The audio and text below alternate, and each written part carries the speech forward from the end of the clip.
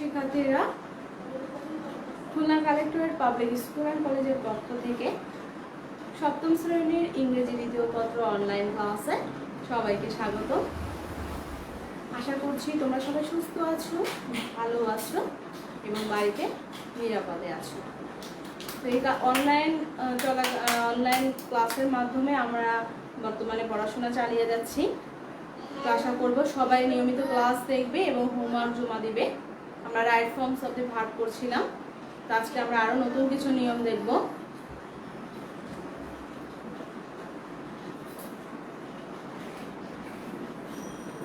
আমরা এর আগে কিছু নিয়ম করেছি, তো আজকে দেখো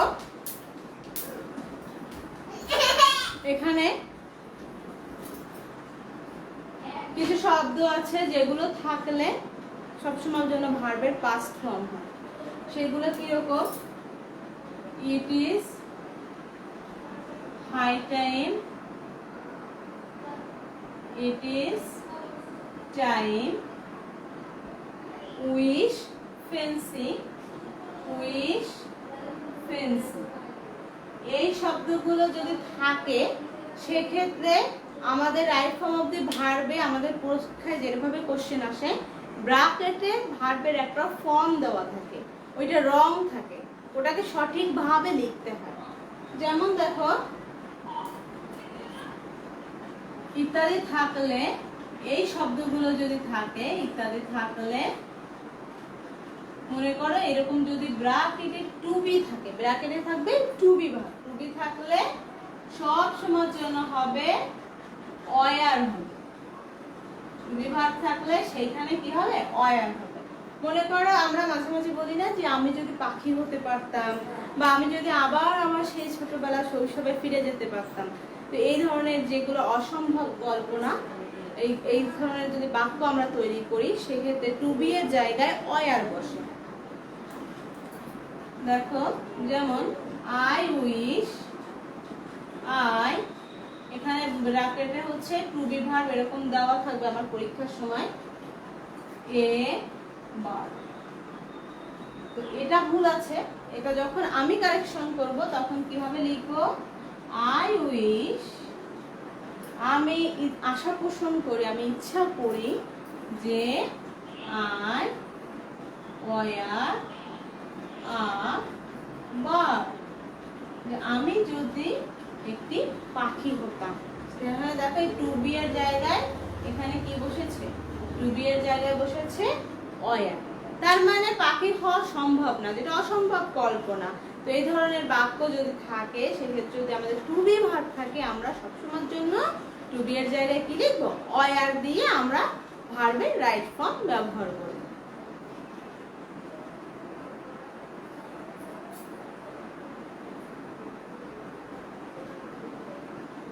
তাহলে দেখো আমি লিখেছি যেটা, এখানে টু বি দিয়েছি, টু বি এর জায়গায় আমি নিচে লিখে দিয়েছি অয়ার।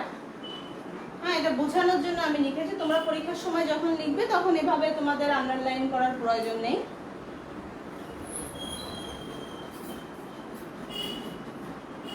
দেখো আমি মুছে দিচ্ছি, এটা জাস্ট আমি বোঝানোর জন্য দিয়েছি যে এরকম যদি থাকে আমরা ভার্বের সঠিক ফর্ম এখানে ওয়ার লিখবো, যে I wish I were a bird, আমি যদি পাখি হতাম বা আমি যদি পাখি হতে পারতাম।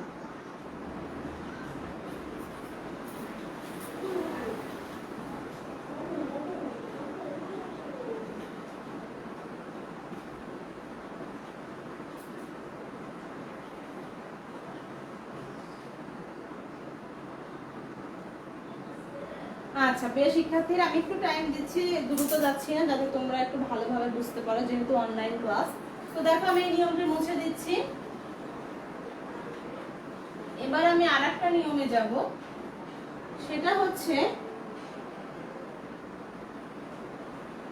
এর আগে আমি দেখিয়েছিলাম সিন্স, আফটার, বিফোর, তাই না? দুইটি অংশ ছিল এবং দুইটির অংশের দুই পাশে দুই ধরনের বাক্য ছিল। ঠিক সেরকমই আমি একটি বাক্য দেখাবো। দেখো,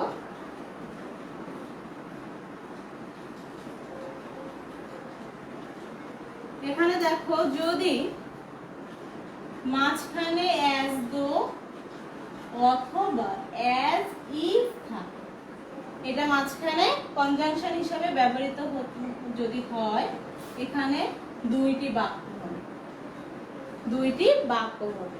তো প্রথম বাক্য যদি হয় প্রেজেন্ট ইনডিফিনিট টেন্স, দেখো এখানে এটা যদি প্রেজেন্ট ইনডিফিনিট হয়, ইনডিফিনাইট টেন্স হয়, পরের অংশ হবে পাস্ট ইনডিফিনিট টেন্স, পরের অংশ হবে পাস্ট ইনডিফিনিট টেন্স। এবং আমাকে জানতে হবে যে অ্যাজ দো বা অ্যাজ ইফ এর অর্থ কি, দুটোর অর্থই সেম, এজন্য আমি অবলিক দিয়ে দিয়েছি, আমাদের পরীক্ষা যে কোনো একটি আসতে পারে। তো এটা হচ্ছে যেন, এর অর্থ কি যেন। তাহলে আমি একটি বাক্য লিখি, দেখো হি স্পিক্স as though বা as if he knew everything, তাই না? এরকম একটি বাক্য কি লেখা যায় দেখো তো।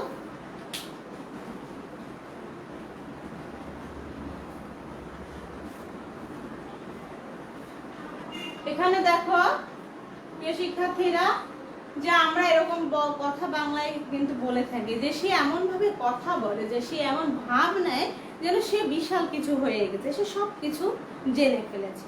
এরকম কথা আমরা বলি না বন্ধু বান্ধবকে বা কারো সম্পর্কে বলি। তো এরকম দেখো যেন, যে সে এমন ভাবে কথা বলে যেন সে সবকিছুই জানে, তাই না? তো এরকম যদি হয়, তো এক্ষেত্রে দেখো এটা হচ্ছে প্রেজেন্ট ইনডিফিনিট টেন্স প্রথম অংশ, আর পরের অংশ হচ্ছে পাস্ট ইনডিফিনিট টেন্স। এটা হচ্ছে এক ধরনের সেন্টেন্স স্ট্রাকচার। আবার এই সেম অ্যাজ ইফ বা অ্যাজ দো মিডিলে থাকবে এবং দুই পাশে দুইটি সেন্টেন্স হবে। প্রথম অংশ যদি পাস্ট ইনডিফিনিট হয়, আর সেক্ষেত্রে পরের অংশ হয়ে যাবে পাস্ট পারফেক্ট টেন্স। তাহলে দেখো এখানে অ্যাজ ইফ বা অ্যাজ দো, তুমি যেটাই বলো না কেন, দুটোরই সেম মিনিং। এটা যদি মিডিলে হয় প্রথম অংশ এবং শেষ অংশ, প্রথম অংশ যদি পাস্ট ইনডিফিনিট হয়, প্রথম অংশ যদি পাস্ট ইনডিফিনিট হয়, পরের অংশ হয়ে যাবে পাস্ট পারফেক্ট। পরের অংশ কি হবে? Past perfect. ঠিক আছে? তাহলে আমি একটি বাক্য লিখি, যেমন এই বাক্যটি আমি লিখব এই টেন্সের স্ট্রাকচার ফলো করে। তাহলে হি স্পোক, তাই না? স্পিকের পাস্ট ফর্ম কি? Spoke. Speak, spoke, spoken. He spoke as if বা অ্যাজ দো হি হ্যাড।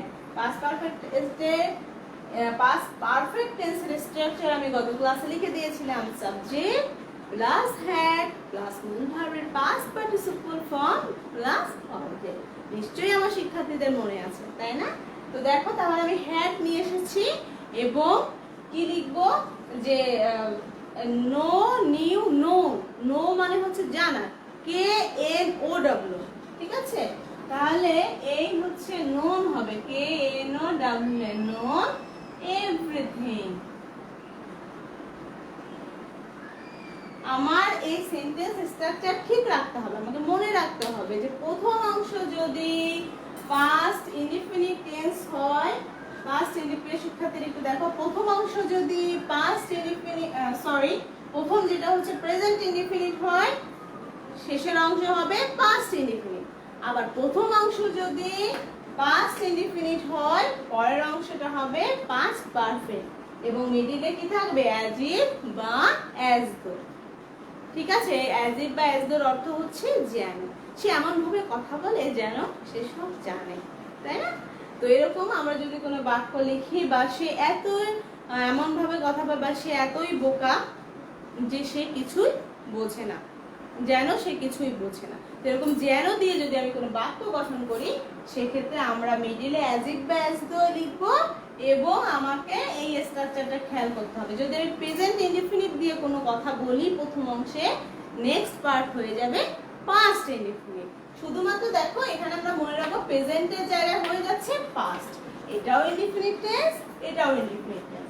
আর পরের বার যখন আমি পাস্ট ইনডিফিনিট ফার্স্টে ব্যবহার করব, পরের অংশটা হয়ে যাবে পাস্ট পারফেক্ট। তাহলে সহজ কথায় বলতে পারি অ্যাজ ইফ বা অ্যাজ দো যদি থাকে, প্রথম অংশ প্রেজেন্ট ইনডিফিনিট হলে পরের অংশ পাস্ট ইনডিফিনিট।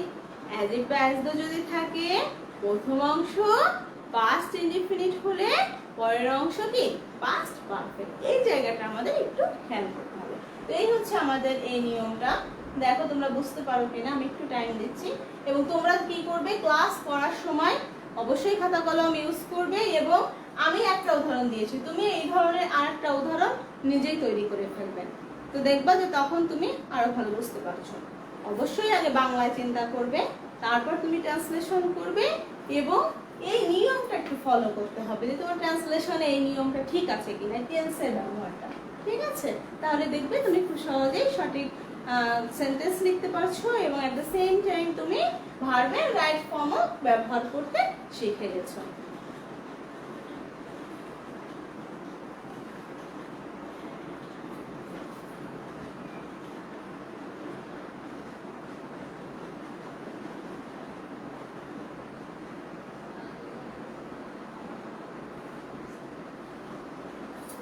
আমি মুছে দিচ্ছি। আমরা নেক্সট এবার আরেকটা রুলস দেখব।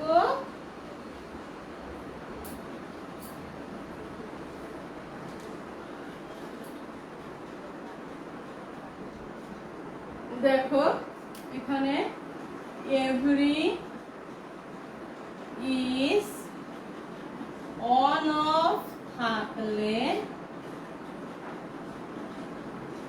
ভার সিঙ্গুলার হয়। ভার কি হয়? সিঙ্গুলার হয়। এখন এই ভার্বগুলো, এই যে সাবজেক্টগুলো অলওয়েজ ভার্বের সিঙ্গুলার ফর্ম নেয়।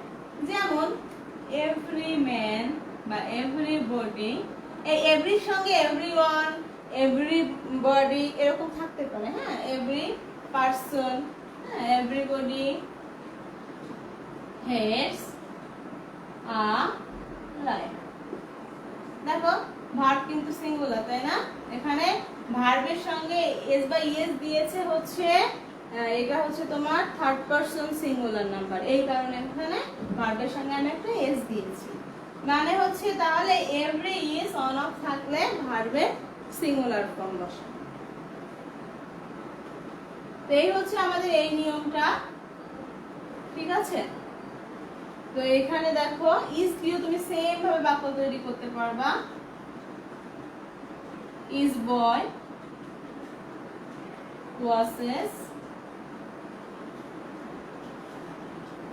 Is boy watches online class বা ক্লাসেস, যে প্রত্যেক ছেলে অনলাইন ক্লাস দেখে। অথবা is girl watches online class. এখানে আমি একটু গার্লও লিখে দিই, কারণ আমার মেয়েরা হয়তো একটু কষ্ট পেতে পারে যে আমি শুধু ছেলেদের কথা বলছি, মেয়েদের কথা বলছি না। এখানে দেখো ইজ গার্ল লিখে দিচ্ছি। Is girl watches online classes, online. তাহলে সবসময়ের জন্য এই ভার্বগুলো, সাবজেক্ট যদি থাকে এই ভার্বগুলো অলওয়েজ সিঙ্গুলার হয়, মানে প্রেজেন্ট টেন্সে হয়। সেটা আমরা যেহেতু এগুলো হচ্ছে থার্ড পারসন, এবং এগুলোকে সবসময়ের জন্য তোমরা মনে রাখবা এগুলো হচ্ছে থার্ড পারসন, অলওয়েজ এগুলো third person, third person singular number, third person singular number, ঠিক আছে? মানে এভরিবডি দিয়ে সবাইকে বোঝাচ্ছে, সবাইকে এক অক্ষরে বোঝাচ্ছে, মানে কালেকটিভ নাউন এখানে একটা মিন করছে। হ্যাঁ, তো এইভাবে দেখো। তাহলে everybody hates a liar, is boy watches online classes, ঠিক আছে? বা is students watches online classes. তো প্রত্যেক শিক্ষার্থী অনলাইন ক্লাস দেখে।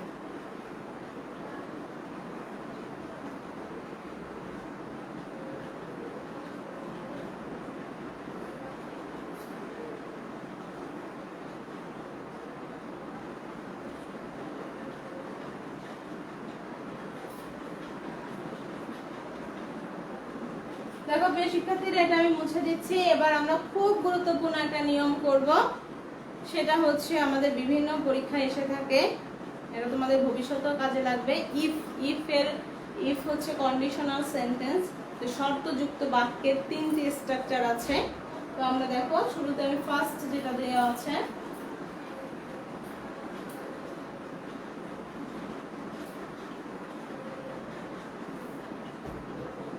হ্যাঁ ইফ হচ্ছে, ইফ শব্দের অর্থটা হচ্ছে যদি।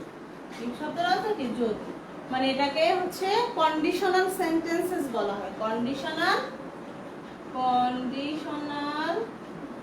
সেন্টেন্সেস মানে হচ্ছে শর্তযুক্ত বাক্য।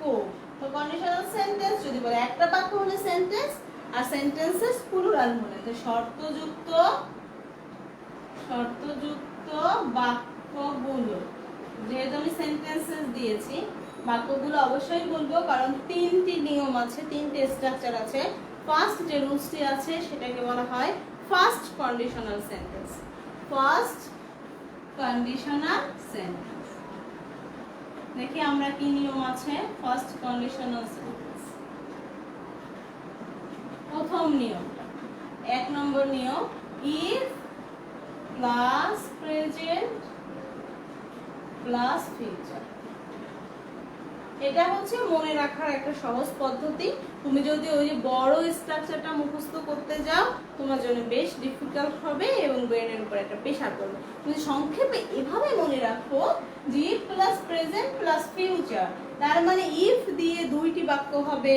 প্রথম বাক্যটি প্রেজেন্ট ইনডেফিনিট হলে পরের বাক্যটি ফিউচার ইনডেফিনিট। এজন্য সংক্ষেপে আমরা এভাবে মনে রাখবো if plus present plus future. ঠিক আছে, আমি যে স্ট্রাকচারটা লিখি অনেক বড় একটা স্ট্রাকচার হবে। দেখো কোনটা সহজ মনে হয়, আমি দুটোই লিখে দিচ্ছি।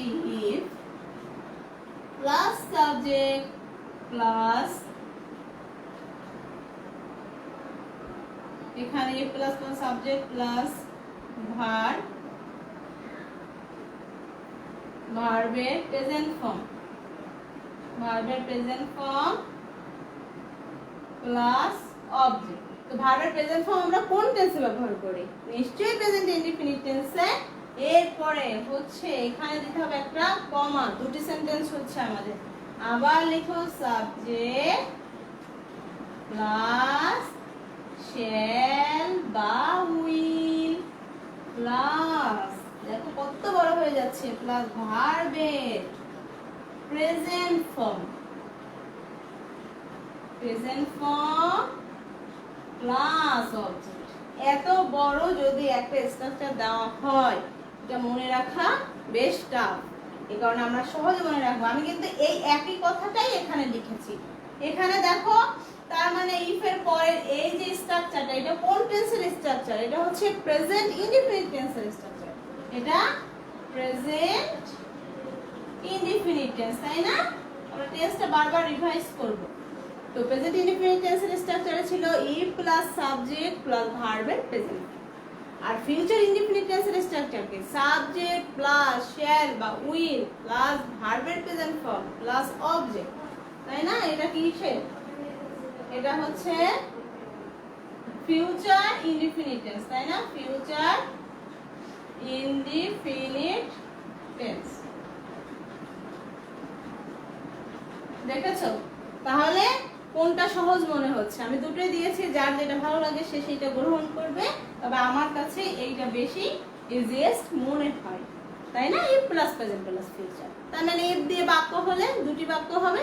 প্রথম অংশ প্রেজেন্ট ইনডিফিনিট হলে পরের অংশ ফিউচার ইনডিফিনিট।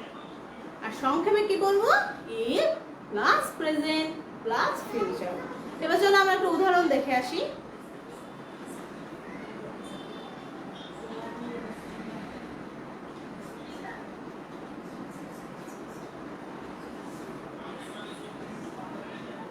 দেখো এখানে আমি একটা উদাহরণ দেখে আসি যে if you come I will গো।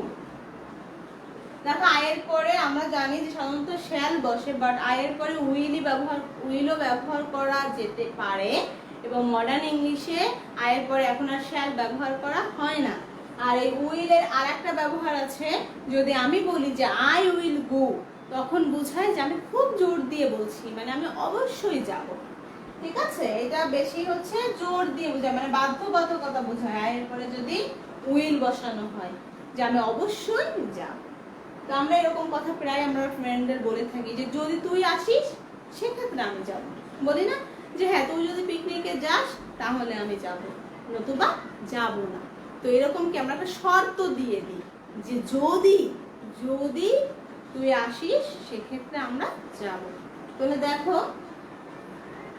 এখানে আমি লিখেছি যে if you come I will go, যদি তুমি আসো তাহলে আমি যাব।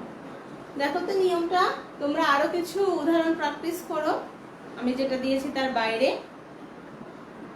এবং আমাকে একটু পারলে একটু এই মুহূর্তে যারা ক্লাস দেখছো একটু কমেন্ট করে জানাও। আমি রোহিতকে দেখলাম দেখছো। তো যাই হোক, এখানে তোমরা এভাবে যত বেশি উদাহরণ প্র্যাকটিস করবে, আমি সবসময় ক্লাসে বলি, তত বেশি তোমার কনসেপ্টে ক্লিয়ার হবে।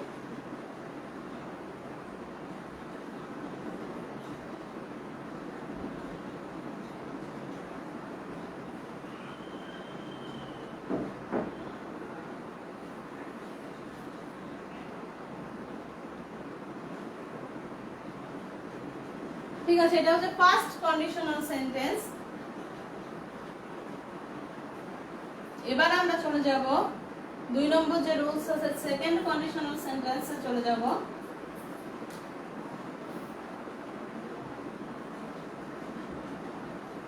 সেকেন্ড কন্ডিশনাল সেন্টেন্স সেটা হচ্ছে ইফ প্লাস পাস্ট প্লাস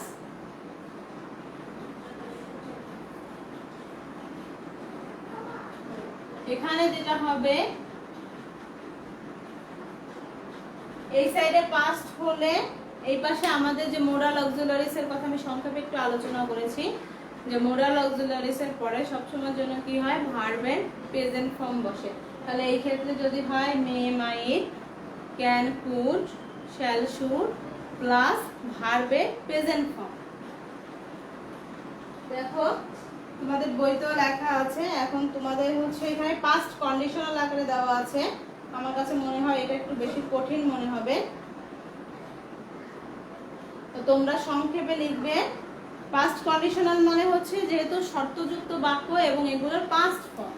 হ্যাঁ, এখানে দেখো এই যে আমি এগুলোর পাস্ট ফর্ম আমার জানতে হবে, আমি এই সাইডে একটু ব্র্যাকেটে লিখে দিচ্ছি যে কোনটার পাস্ট ফর্ম কোনটা। দেখো এখানে এটা যদি আমি একটু ক্লিয়ার করি আমার মনে হয় তোমরা বুঝতে সুবিধা হবে, তোমাদের বইতে ভাবে দেওয়া নেই, একটু খেয়াল করো। মেয়ের পাস্ট ফর্ম হচ্ছে মাইট, হ্যাঁ একটু লিখে দিই মেয়ের past form.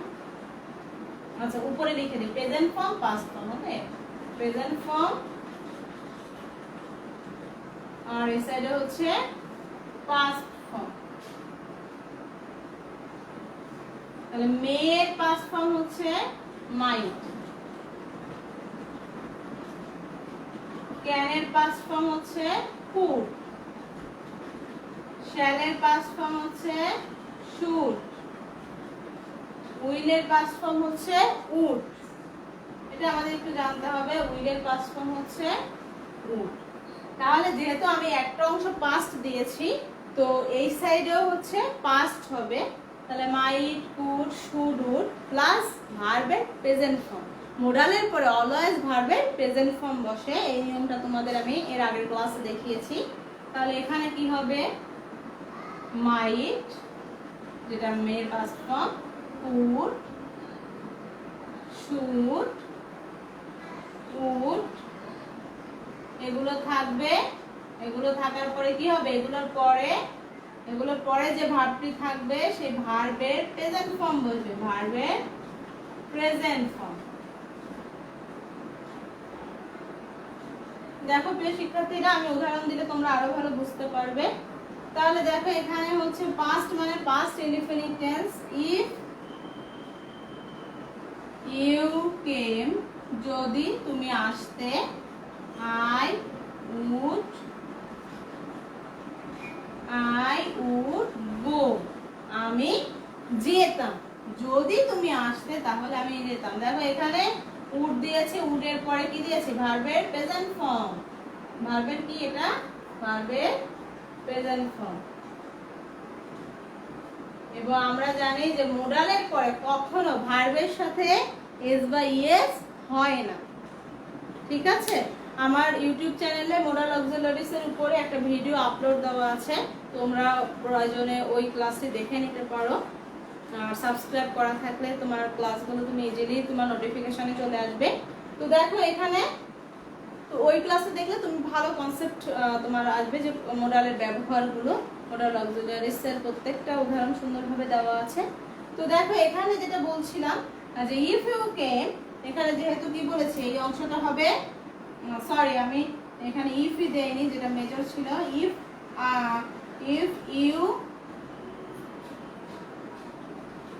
You came I would গো।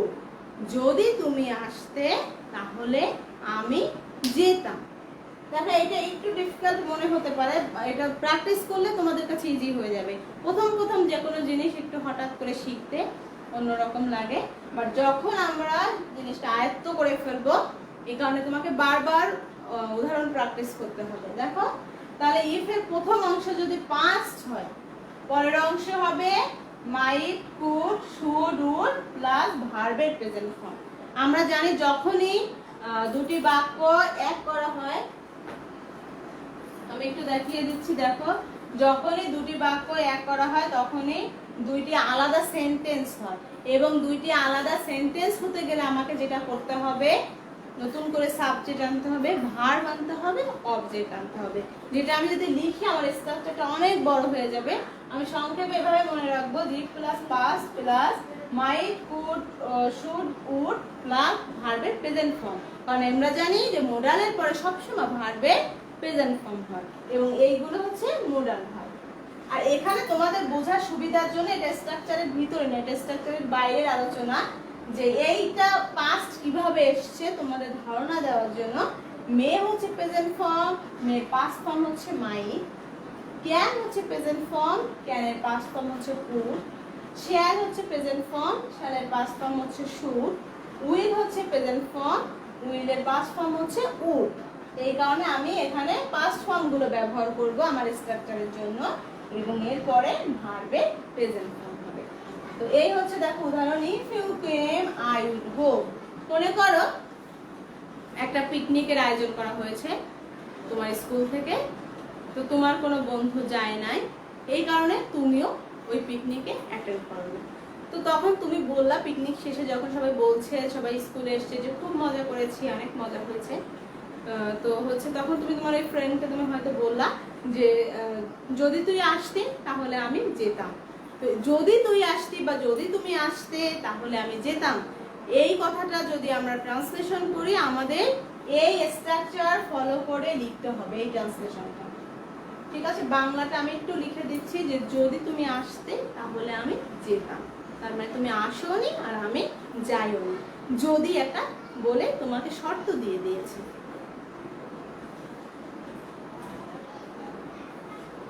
তাহলে দেখো এখানে অর্থটা হচ্ছে, যদি তুমি আসতে তাহলে আমি যেতাম, তাই না? এই হচ্ছে, এটাকে বলে আমাদের সেকেন্ড কন্ডিশনাল সেন্টেন্সের স্ট্রাকচার। এরপর আমাদের লাস্ট ওয়ান বাকি আছে, থার্ড কন্ডিশনাল সেন্টেন্স। প্রিয় শিক্ষার্থীরা একটু ধৈর্য সহকারে ক্লাসটি দেখো, আমি এটা দিয়েই তোমাদের ক্লাস শেষ করে দিব।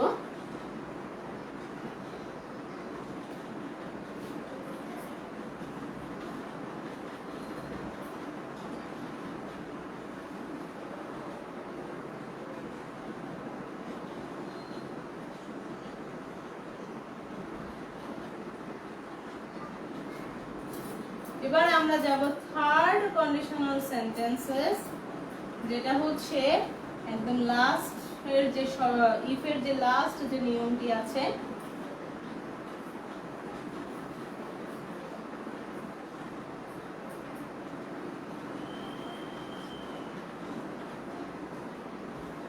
লাস্টেরটা হচ্ছে থার্ড কন্ডিশনাল সেন্টেন্স। যদি ইফ থাকে, ইফ প্লাস পাস্ট পারফেক্ট। তার মানে একটা অংশ পাস্ট পারফেক্ট হলে পরের অংশটা যেটা হবে একটা হ্যাভ চলে আসবে, এই সাইডও পারফেক্ট হবে। Would have, could have, might have. আগের স্ট্রাকচারে ছিল কিন্তু শুধুমাত্র উড, কুড, মাইট। এবার হচ্ছে একটা হ্যাভ নতুন যুক্ত করব।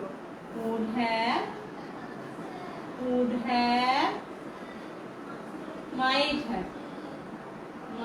have plus মূল ভার্বের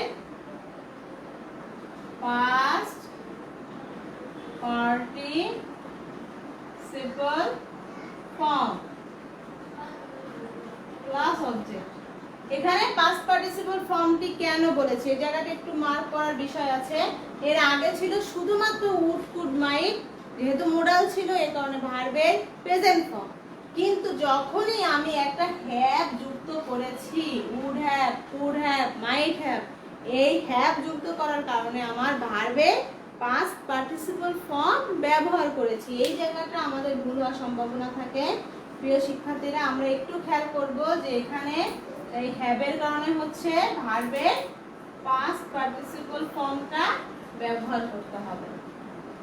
তাহলে দেখো আমি একটু বাক্য গঠন করে দেখাই যে ইফ ইউ হ্যাড কাম, কাম, কেম, কাম ভার্বের তিনটি ফর্ম জানা খুব জরুরি, খুব। এটা ভুল হয়ে গেলে সেন্টেন্স ভুল হয়ে যাবে। তো দেখো ইফ ইউ হ্যাড কাম, এখানে যেহেতু আমি বলেছি পাস্ট পারফেক্ট টেন্স, তাহলে কি হবে? I would have gone, go, went, gone। ওকে, তাহলে দেখো এখানে আমি would have দিয়েছি। এই would have এর কারণে কি দিয়েছি? ভার্বের পাস্ট পার্টিসিপল ফর্ম, যেটাকে সংক্ষেপে বলবো V3। ভার্বের সংক্ষেপে হচ্ছে ভার্বের পাস্ট participle form।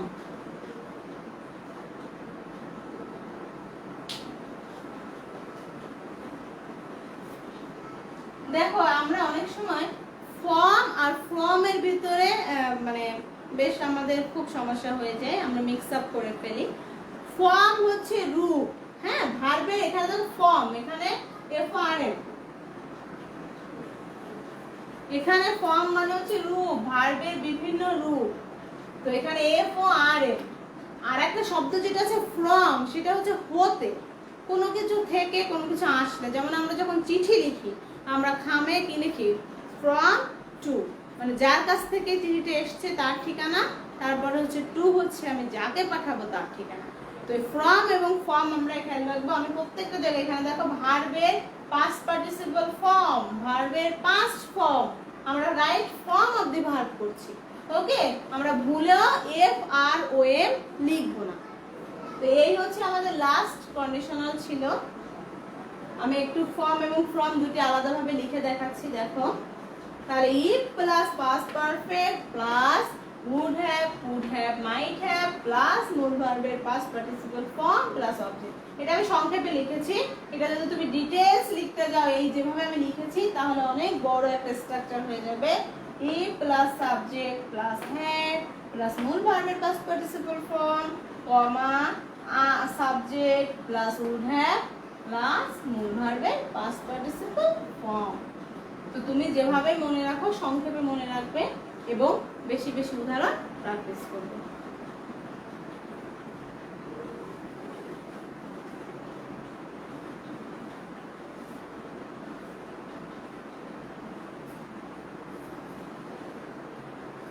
দেখো এখানে ফর্ম এবং ফ্রম দুইটা জিনিস আছে, যেটা আমি বলছিলাম ভুল হয়ে থাকে অনেক সময়।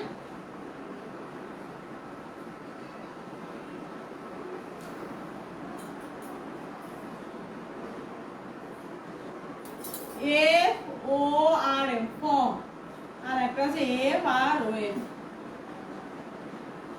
এই ফর্মটা হচ্ছে প্রিপজিশন, হতে, হ্যাঁ, এটাকে প্রিপজিশন বলে। প্রিপজিশন পার্টস অফ স্পিচের ভিতরে তোমরা জানো যে 8 প্রকার, তার ভিতরে একটা হচ্ছে প্রিপজিশন। তো এই ফর্মটা হচ্ছে প্রিপজিশন। আর ফর্ম হচ্ছে রূপ, গঠন, ফরমেশন, ফর্ম, এটা হচ্ছে রূপ। আবার হচ্ছে আমাদের যে বিভিন্ন জায়গায় ভর্তির জন্য আমরা জানি যে ফর্ম কিনতে হয়, তাই না?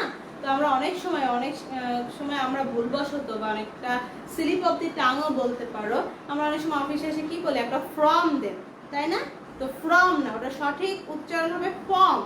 ফর্ম তো তোমার হচ্ছে হতে, কোনো কিছু থেকে এসছে, হতে।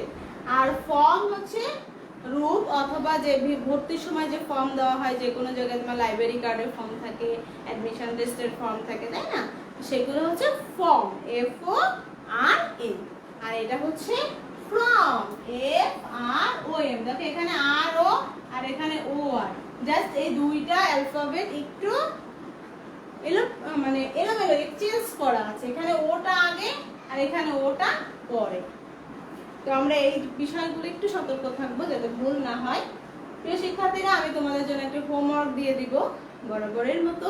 দেখো আমি SW দিচ্ছি। SW হচ্ছে CW SW, তার মানে আমি যতটুকু আজকে পড়িয়েছি ঠিক ততটুকু তোমরা প্র্যাকটিস করবে। আর যারা রেগুলার ক্লাস দেখছো না বা হোমওয়ার্ক জমা দিচ্ছ না অথবা পড়াশোনা করছো না, আমি কিন্তু আমার এই আইটেমটা শেষ হলেই একটা পরীক্ষা তোমাদের ডেট দিয়ে দিব। তোমরা এখন থেকেই প্রিপারেশন নাও এক্সামের জন্য। আর আমার ইচ্ছা আছে প্রত্যেকটা আইটেম শেষ হলেই আমরা একটা পরীক্ষা নেব।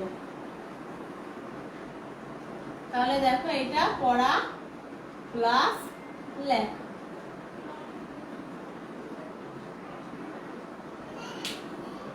আচ্ছা, এটা দিতে গিয়ে আমার এটা একটু নষ্ট হয়ে গেল, ঠিক করে দিচ্ছি।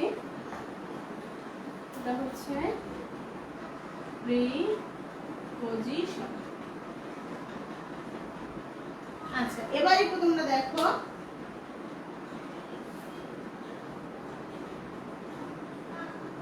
আমি বোর্ডে লিখে দিয়েছি যে CW SW পড়া প্লাস লেখা। তার মানে আজকে যতটুকু ক্লাসে পড়ানো হয়েছে, ক্লাস ওয়ার্ক কি, হোমওয়ার্ক, এটাই বলা হয়েছে।